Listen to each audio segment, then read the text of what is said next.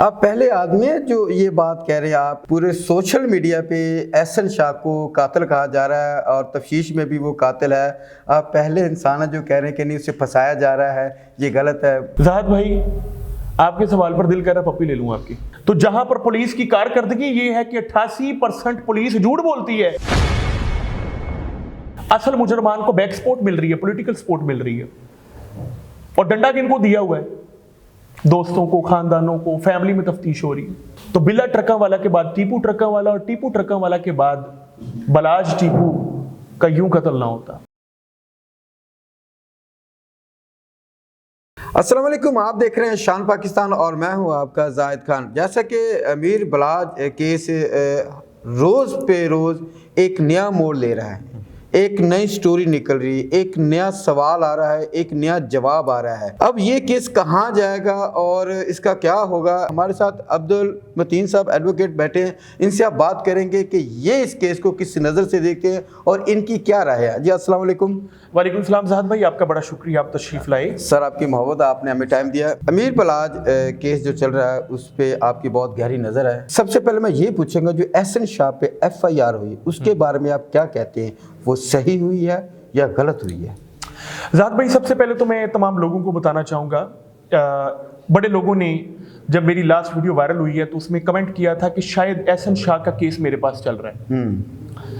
ना तो मैं ये हाई प्रोफाइल या लाइमलाइट वाले केस लेता हूं, ना मेरा कोई ऐसा मकसद है कि ये केस मेरे पास आए।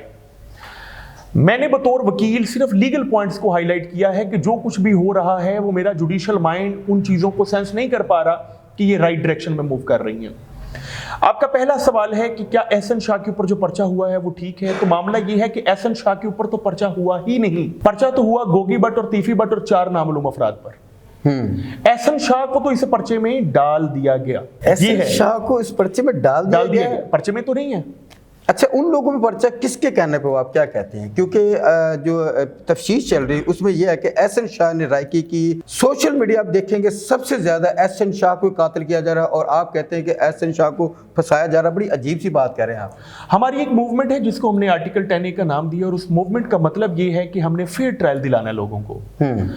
फेयर ट्रायल के लिए कॉन्सेप्ट ये है कि ट्रायल तब तक फेयर नहीं हो सकता जब तक इन्वेस्टिगेशन फेयर नहीं होगी। अब फेयर इन्वेस्टिगेशन क्या होती है? पूरी दुनिया के अंदर असूल है इन्वेस्टिगेशन का कि whenever you interview any accused who may be a criminal, at the end of conviction और एक्विटल, कोर्ट विल डिसाइड। एक तरीकेकार है। तरीकेकार ये है कि every proceeding is done under camera. जिस कदर ये हाईलाइटेड केस था, जी, इसकी इन्वेस्टिगेशन पुलिस से लेकर CIA को दे दी गई। DIG रैंक का बंदा इसकी इन्वेस्टिगेशन कर रहा है। बिल्कुल ऐसे ही। कैसा नहीं होना चाहिए था कि इन्वेस्टिगेशन में जो कुछ भी हो रहा है वो अंडर कैमरा हो? अगर उसने कोई एतराफ किया, उसकी अंडर कैमरा फुटेज बने। What do you think?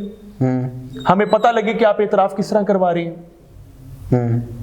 मामला ये है कि पाकिस्तान के अंदर नहीं बल्कि पूरी दुनिया के अंदर जहां भी जुडिशियल सिस्टम वीक होता है, पुलिसिंग सिस्टम वीक होता है, वहां पर उन लोगों को पर्चों के अंदर मुलव्वस कर दिया जाता है जो पर्चे के पीछे भागदौड़ कर रहे होते हैं और असल क्रिमिनल को पकड़ने की कोशिश करती, ताकि घसीटा उनको ऐसा लग जाए कि जब वो बाहर आए तो उस पर्चे के पीछे वो कार्रवाई ही ना कर सके।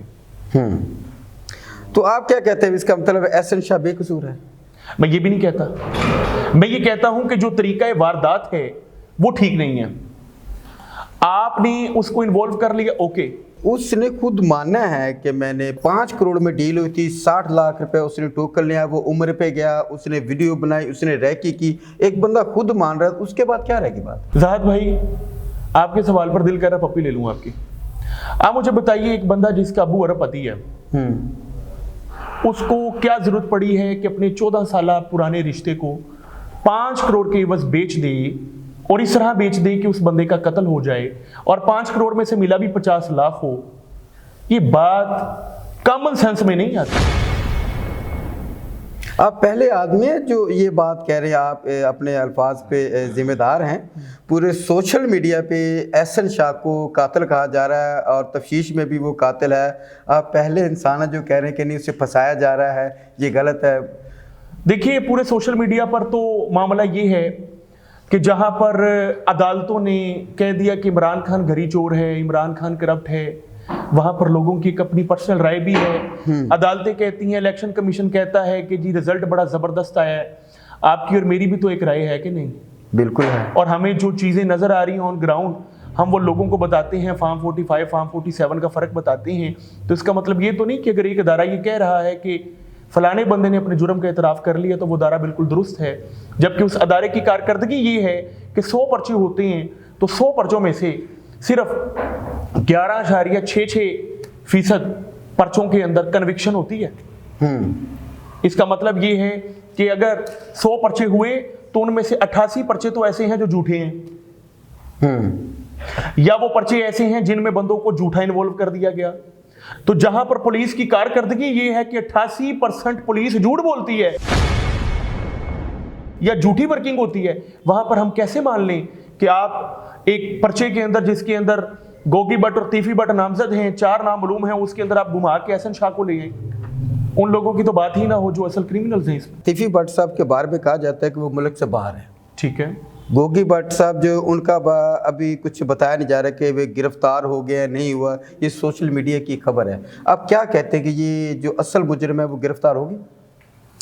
ये आप मुझसे बेहतर समझते हैं, बल्कि पूरी कौम समझती है कि असल मुजरमान अगर गिरफ्तार हो जाते तो जब टीपू ट्रक्का वाला फोत हुआ था, बल्कि कत्ल हुआ था, तो तभी पकड़े जाते।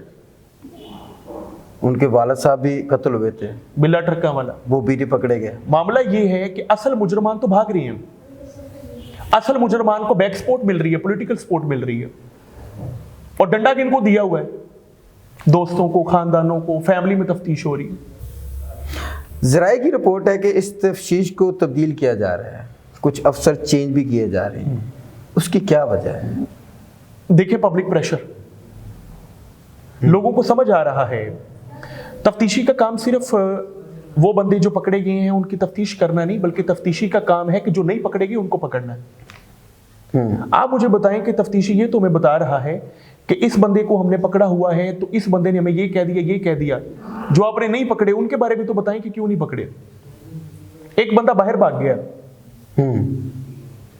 आपको क्या लगता है कि बाहर मुल्क के अंदर छुप जाना इतना आसान है?